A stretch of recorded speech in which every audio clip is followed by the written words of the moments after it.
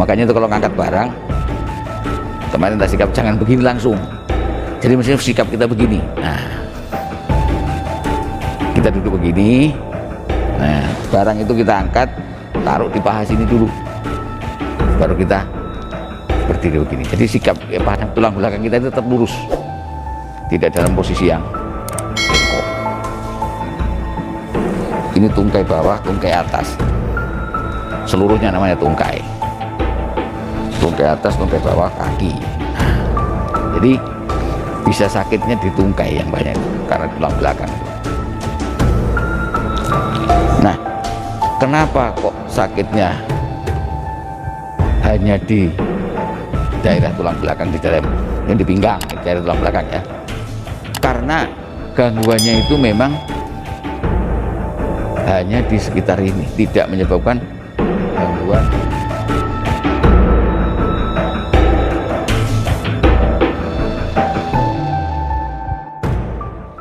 Barik ala Muhammad wa ala ali Muhammad kama barakta ala Ibrahim wa ala ali Ibrahim innaka Hamidum Majid. Bapak Ibu jamaah Darussalam yang saya hormati, acara bincang-bincang ringan tentang kesehatan hari ini akan kita lanjutkan materi, yaitu tentang sakit pinggang. Khususnya pada pagi hari ini akan kami bahas tentang trauma yang menyangkut tulang belakang.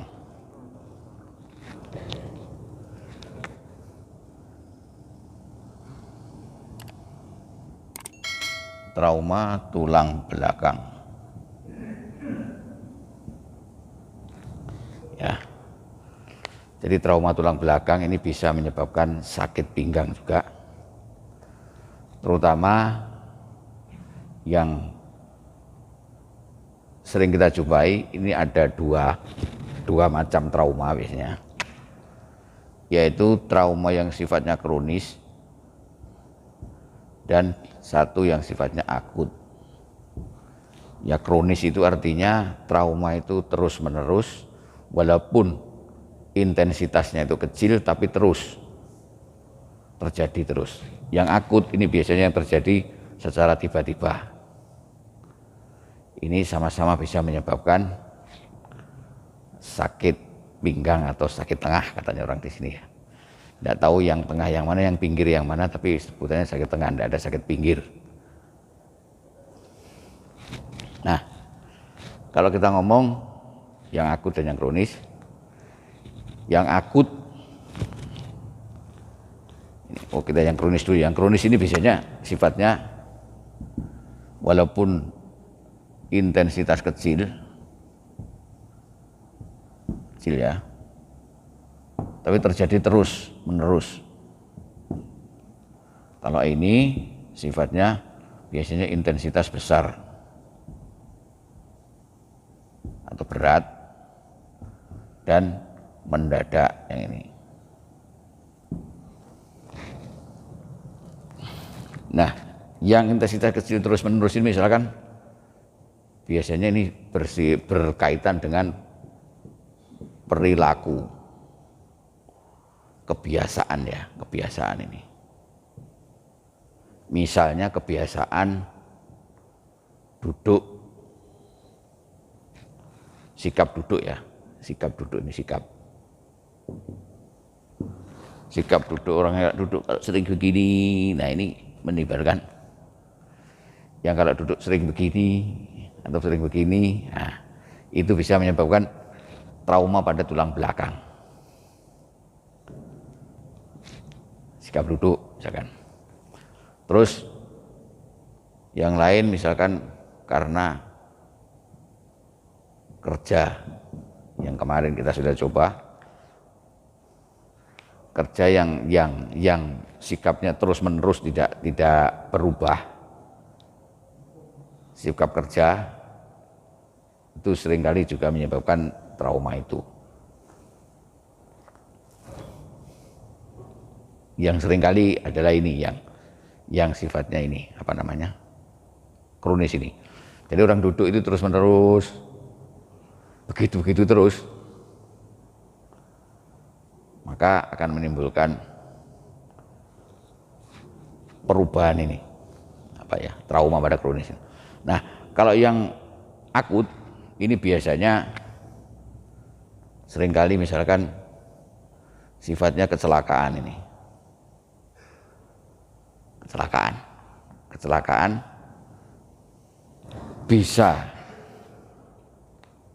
karena kecelakaan apa ya, yang sifatnya diri sendiri, jatuh terduduk misalkan ya. Jatuh misalkan ya, jatuh, atau karena yang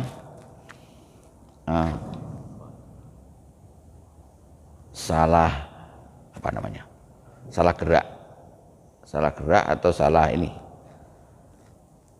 sikap yang mendadak. Misalnya kemarin kalau saya sebutkan, kalau ngangkat barang misalkan ngangkat barang yang begini dalam jumlah berat, itu bisa menyebabkan trauma ini, tulang belakang. Atau ngangkat barang kanan kiri seharusnya, tapi hanya di sebelah tok yang berat, ember isi air misalkan, sebelah tok ini bisa menyebabkan trauma mendadak di sini. Atau karena mungkin ya kecelakaan, tertabrak apa misalkan, tabrak, itu biasanya bisa menyebabkan itu.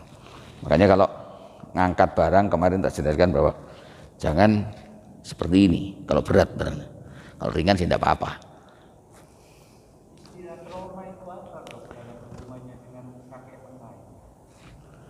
Trauma itu penyebabnya. Trauma itu artinya apa ya? Bahasa Indonesianya trauma, bahasa Indonesia itu. Hah? Kalau dalam bahasa sononya itu injury itu trauma, injury trauma. Jadi apa ya? Katakanlah ya semacam kecelakaan lah gitulah. Tapi kecelakaan itu bisa karena diri sendiri, bisa karena sebab di luar, trauma itu. Nah, trauma itu trauma pikiran Pak itu Pak, trauma jiwa itu, trauma psikologis. Ini trauma fisik. Nah, jadi kalau orang ketakutan karena sesuatu itu trauma psikis, nah, ini trauma fisik. Misalnya dipukul orang itu trauma, itu bukan trauma itu. Contohnya yang mudah gitu, ya. Jadi ini juga trauma, jadi menimbulkan trauma. Jadi orang yang mengangkat barang cukup berat dengan begini, itu di sini bisa menyebabkan tulang belakangnya kena trauma. Nah, kata orang itu apa ya? Di sini katanya apa ya? Kalau orang Jawa namanya kecetit apa ya namanya? Hah?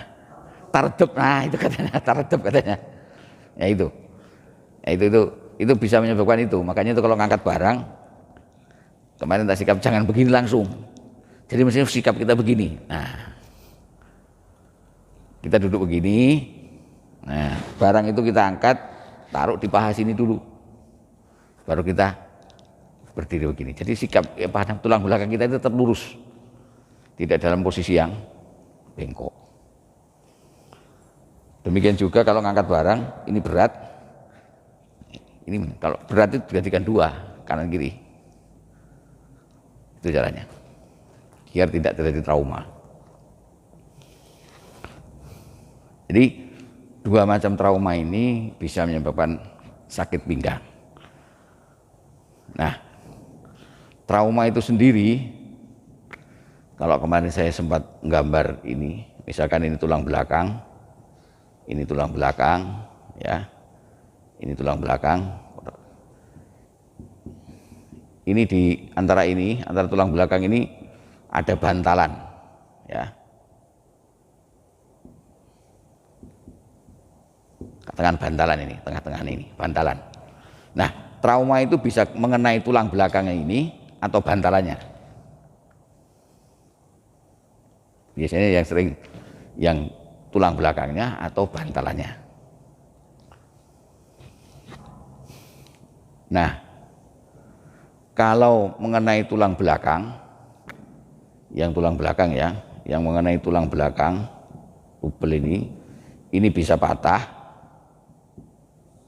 atau bisa lengser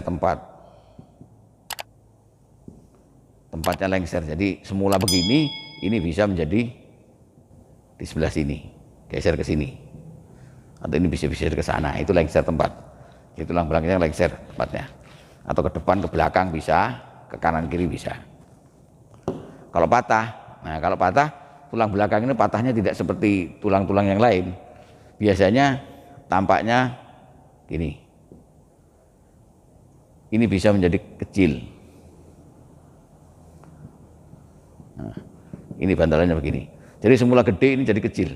Ini patah biasanya. Rak, patah gitu. Atau ada yang begini.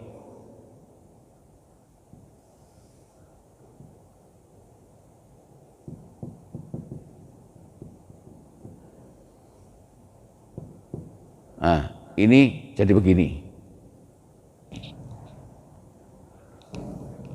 Patahnya begitu ya, enggak tampak seperti patah kalau ada patahan gitu, enggak.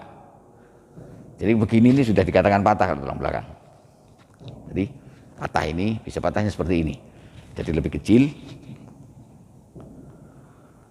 Nah, ini kalau kena tulang. Tapi kalau karena ini yang di bantalannya ini, bantalan itu bisa yang disebut yang namanya sprain. Sprain itu seperti tertarik secara mendadak atau mutar secara mendadak. Sprain, jadi tertarik mendadak atau mutar mendadak. Makanya seringkali kalau ada kadang-kadang orang ngambil barang kayak gini, sudah begini tidak bisa kembali, tidak bisa kembali. Nah, dia muternya mendadak itu. Muternya mendadak.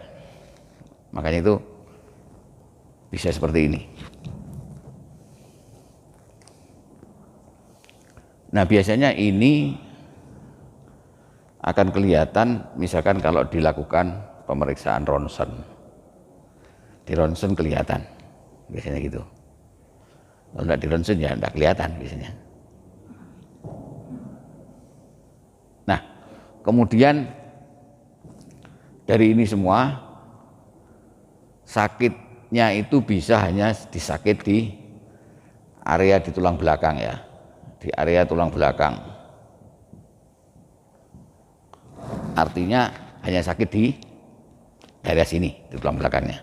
Tetapi juga area di tempat lain yang ikutan, biasanya di yang paling sering itu di tungkai. Yang paling sering itu tungkai, itu anggota badan bagian bawah. Kalau orang menyebut sebenarnya kaki itu enggak, kaki itu hanya, Pak maaf ya, di sini kaki ini. Kaki itu hanya ini. Ini tungkai bawah, tungkai atas. Seluruhnya namanya tungkai. Tungkai atas, tungkai bawah, kaki. Nah, jadi bisa sakitnya di tungkai yang banyak itu karena tulang belakang itu. Nah, kenapa kok sakitnya hanya di daerah tulang belakang, di daerah yang di pinggang, di daerah tulang belakang ya? Karena gangguannya itu memang hanya di sekitar ini, tidak menyebabkan gangguan saraf yang lewat di situ. Karena tulang belakang itu kalau digambar, ini kalau digambar secara ini ya, kalau digambar secara melintang, itu tulang belakang biasanya begini.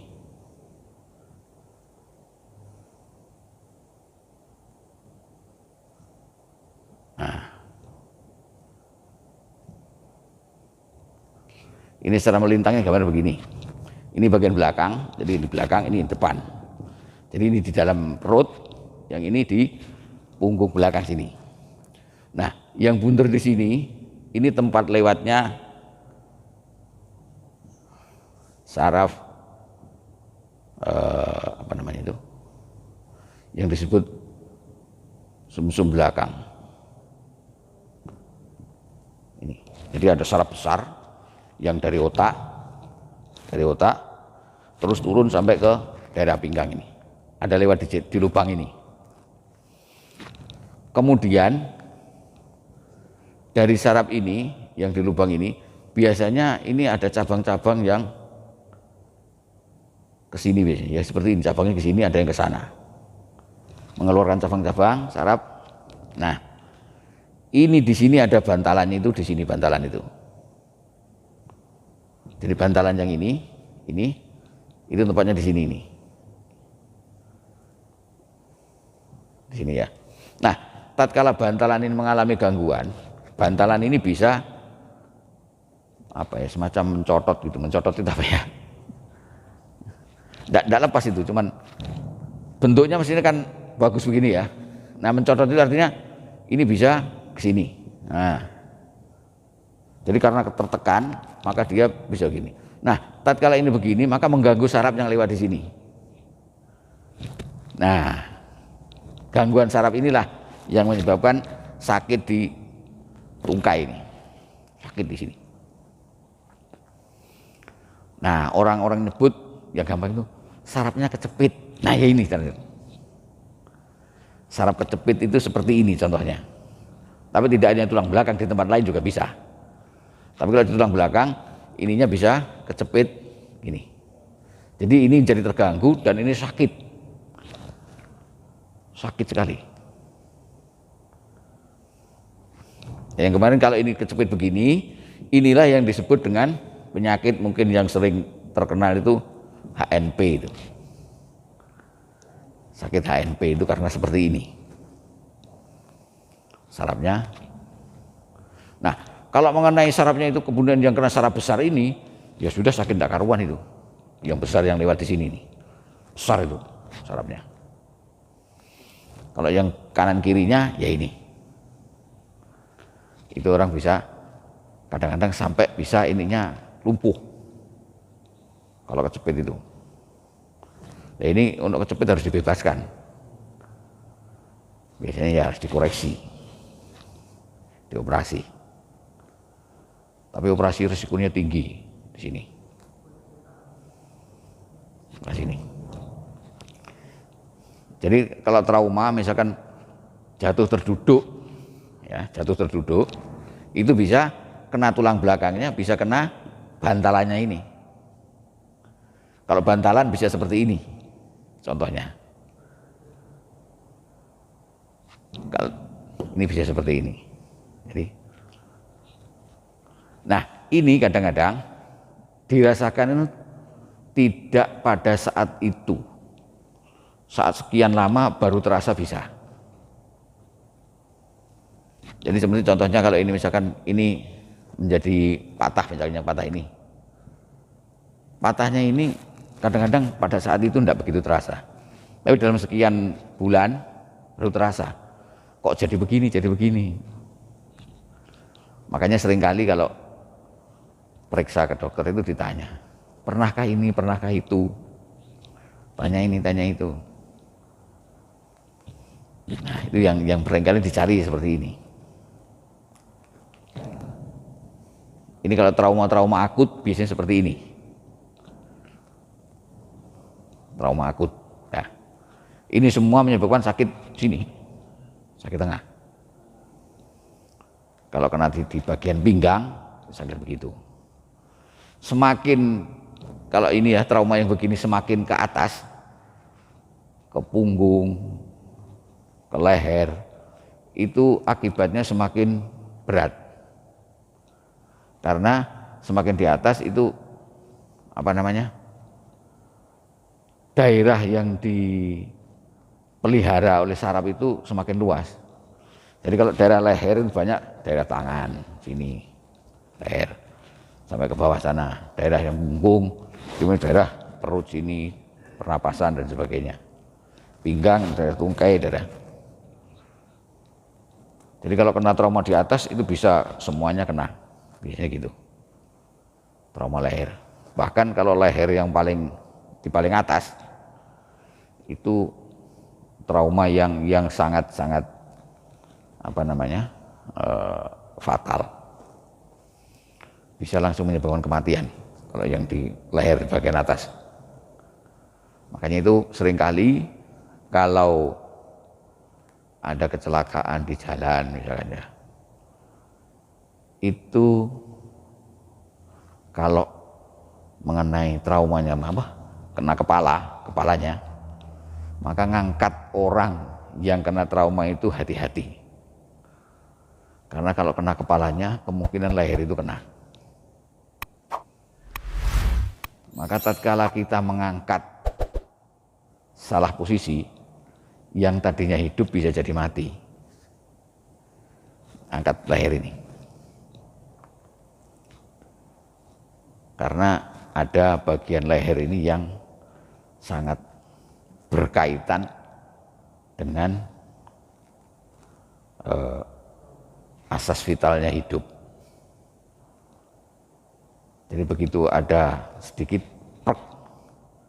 langsung saat itu juga terbang semuanya. Makanya itu kalau kita melihat dulu di televisi itu ada film yang namanya Emergency Room dulu, Emergency Room IR itu tahun berapa itu, lama dulu. Itu di situ seringkali ditunjukkan bagaimana orang menolong orang kecelakaan. Sebenarnya film itu bagus, tapi biasanya jarang yang berminat karena filmnya kok kelihatannya gawat darurat itu, tidak film yang menyenangkan. Lain dengan film-film telenovela itu banyak itu yang senang. Ya, jadi begini, ini ceritanya kalau trauma ini, yang terutama yang akut ya, yang akut seperti ini. Tetapi kalau yang kronis itu menyebabkan pelan-pelan, tetapi bisa menyebabkan seperti ini, HNP dari kronis bisa. Jadi karena lama orang selain begini terus, posisinya posisinya sering miring misalkan ya, tulang-tulangnya miring begini. Nah lama-lama kalau miring itu kan jadi ini, contohnya miring ke sana ya, otomatis beban akan pindah ke sini, tidak merata. Jadi ini bisa mencotot ke sana karena bebannya terlalu di pinggir. Nanti contohnya kalau kemarin lutut itu, kalau lutut yang modelnya begini atau modelnya begini, yang X ya atau yang O, itu rawan terjadi trauma juga karena beban itunya tidak di tengah pas, tidak di tengah begini titik beratnya itu. Titik beratnya bisa pindah ke sini atau pindah ke, itu yang menyebabkan trauma kronis, contohnya seperti itu. Jadi orang yang sakit ini O biasanya cenderung untuk sakit lutut dalam jangka sekian tahun misalkan gitu. Kemudian yang begini, yang kakinya begini juga begitu. Sama dengan ini, kalau kita itu sikap kita salah, nanti lama-lama juga bisa seperti itu. Nah, tidak selalu ini struktur ini terganggu kalau yang kronis. Jadi tidak selalu ini bisa seperti itu, tidak. Kadang-kadang ininya normal semua, tetapi struktur penyangganya, artinya di kanan kiri ini kan ada otot. Nah, ototnya itu menjadi tegang sebelah lebih tegang daripada sebelah. Itu juga menyebabkan sakit. Jadi yang disebut kalau tulang belakang yang namanya misalkan ini kepala ya, kemudian ini tangan, nah tulang belakangnya begini, ini kaki bisa begini, ini juga menyebabkan sakit. Atau ini kepala, tangan, ini begini, jadi kebalikannya itu. Atau Ini tangannya dua ke sana, ungkuk. Ini juga bikin bisa sakit. Bongkok itu orang bongkok, itu juga bisa sakit karena ototnya menjadi tidak berimbang. Nah kalau ini biasanya banyak ini. Saya dijumpai di Sumeneb ini cukup banyak yang begini ini. Mungkin karena kebiasaan melakukan sesuatu aktivitas yang mengharuskan tulang belakang posisinya seperti itu. Sehingga lama-lama jadi begini. Makanya itu dulu, kita masih ingat kalau sekolah dulu. Sekolah zaman dulu itu, bangku itu mesti modelnya begini.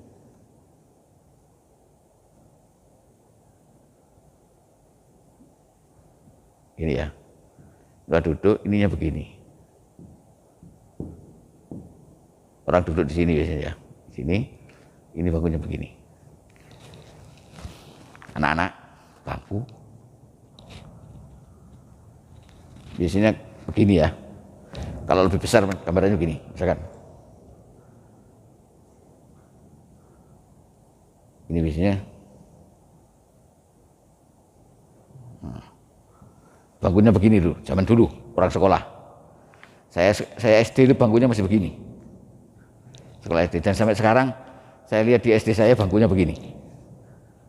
Bangku tidak berubah. Beda sekarang kalau sekarang meja.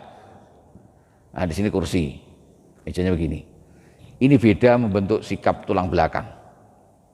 Jadi kalau yang begini tulang belakang itu cenderung tegak.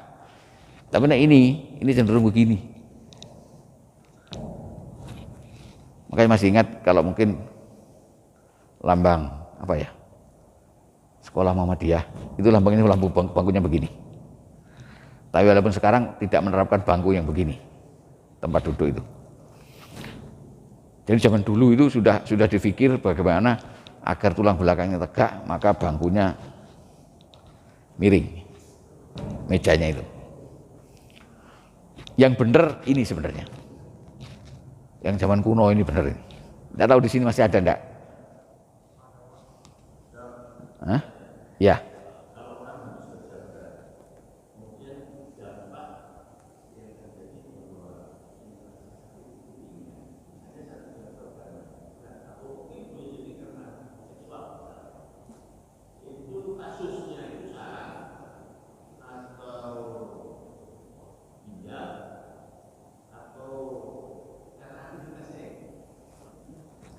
Tolong diulang. Hmm. Hmm. Hmm.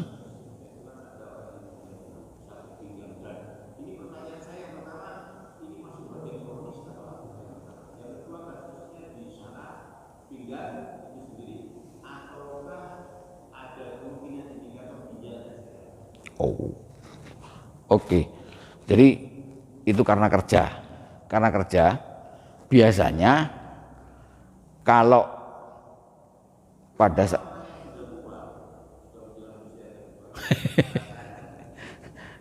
ada yang muda di sini enggak? Banyak yang tua sudah ya. Jadi kalau itu karena trauma yang saya mendadak, tapi trauma itu bukan sekali lagi kalau ginjal saya kira bukan ginjal yang itu ya. Tetapi karena ini tadi. Ini kalau kita bergerak, terutama kalau dalam ceritanya itu ada urusan senggama itu kan tulang belakang ini mesti bergerak ya. Nah, ini trauma ini terjadi di sini bisa. Atau trauma pada otot-otot di sekitar ini. Iya.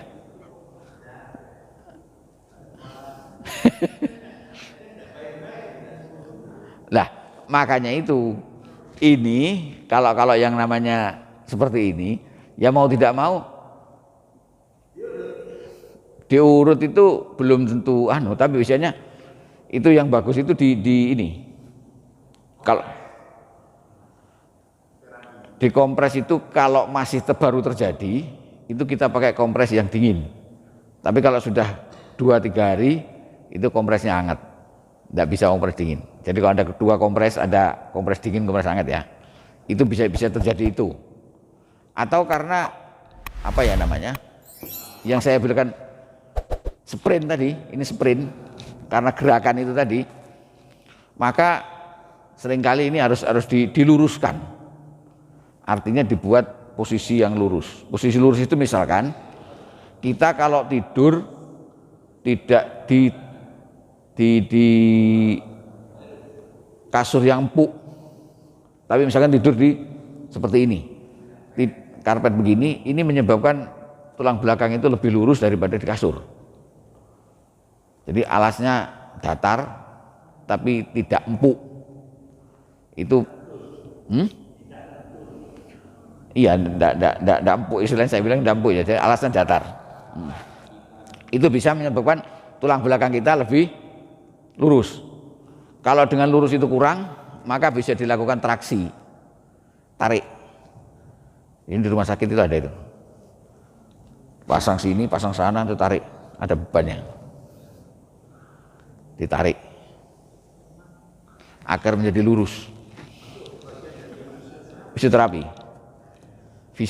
itu, fisioterapi. Biasanya itu biasanya.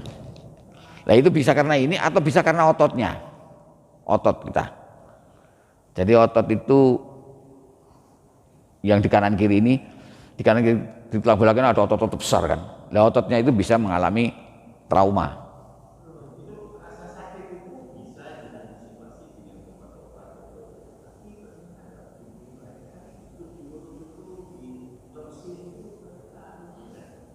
Ya, makanya itu kalau itu mengenai ototnya, ya otomatis kalau diurut ya enak. Cuma yang ngurut harus bener. Karena ngurut yang tidak bener, apa mijat yang tidak bener, itu bisa menyebabkan trauma tersendiri. Ya itu.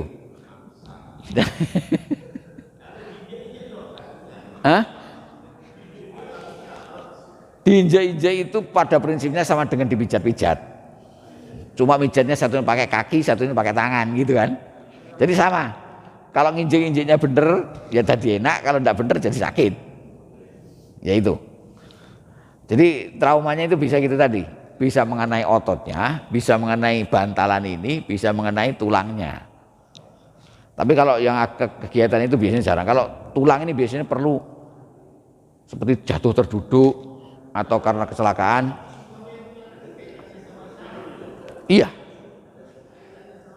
Kalau kita ngomong rasa sakit, itu mesti kaitannya dengan saraf. Karena yang bisa merasakan sakit itu saraf. Nah, tidak ada yang lain merasakan sakit kecuali saraf. Ya itu. Jadi kira-kira begini ya, ada hal sikap ini yang menyebabkan kita menjadi sakit. Itu karena tulang belakang. Nah, kalau yang mengenai sakit apa? Di tengah sakit tengah karena ginjal itu mungkin nanti sih kita yang ini dulu.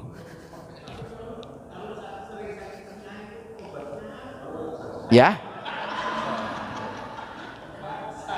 sakit tengah ya obat-obat.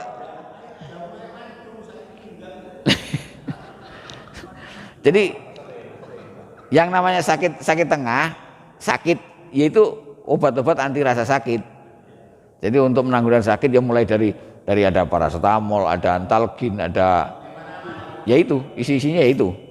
Cuma kadang-kadang ada perlu tambahan obat-obat yang memang obat itu hanya bisa ditulis oleh dokter. Kalau beli langsung tidak bisa.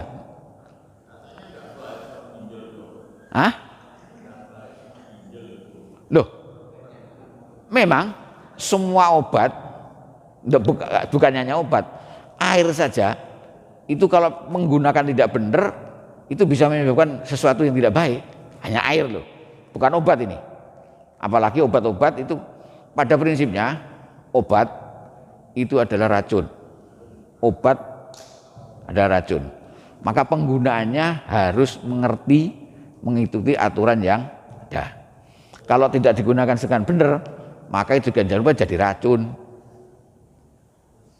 Gitu ceritanya. Prinsipnya makanya orang-orang yang menggunakan obat itu harus cara-caranya benar dengan takaran yang benar. Nah, mengenai jamu ya, karena banyak jamu ya. Jamu itu terbuat dari hal-hal yang sifatnya alami. Hal yang alami itu juga masih ada zat-zat di dalam, misalkan dalam kunyit misalkan ya. Itu ada zat yang menyebabkan A, ada B. Ada A dan B ini bisa bersinergi, artinya bisa menyebabkan efek yang lebih baik, tapi ada yang efeknya berlawanan. Makanya itu perlu dilakukan pemurnian, yaitu tadi diambil, oh ini diambil yang ini, ambil yang itu. Biasanya kalau orang-orang farmasi, oh ini dilakukan ekstrak, diambil ini, diekstrak, diambil ini. Tidak semua digunakan. Makanya itu walaupun jamu sekarang ini di Kementerian Kesehatan ada khusus yang menangani tentang itu, jamu-jamu itu.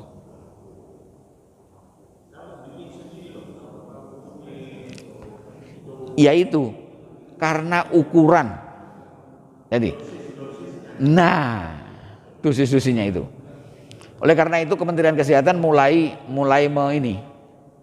mau menata itu, tapi itu belum begitu belum begitu terkenal karena masih dalam rintisan. Jadi sekolah pun ada sekolah tentang itu. Mungkin mereka yang di sini yang pernah kita undang ke sini untuk tusuk jarum. Itu kalau pendidikannya ada di Surabaya, di UNER itu ada itu. Itu juga dengan urusan jamu dan sebagainya itu ada jurusannya. Sekolah itu. Jadi diupayakan untuk ditata obat-obat tradisional asli Indonesia. Ditata agar menyebabkan masyarakat ini menjadi lebih baik, lebih sehat, bukan sehat sementara atau kemudian akhirnya jadi sakit, begitu enggak.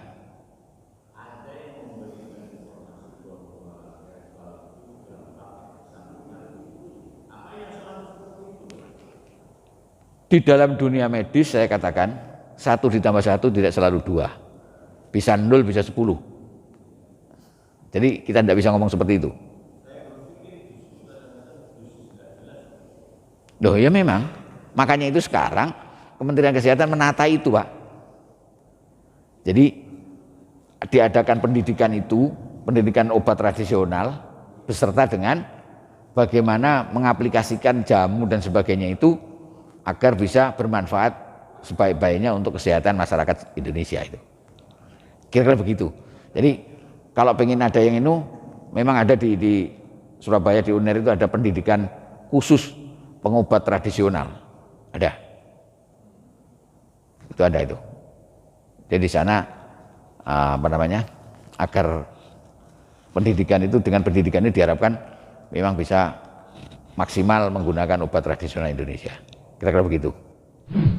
Mungkin sementara itu kita sudah suruh ya. Terima kasih atas segala perhatian dan mohon maaf apabila ada yang kurang. Assalamualaikum warahmatullahi wabarakatuh.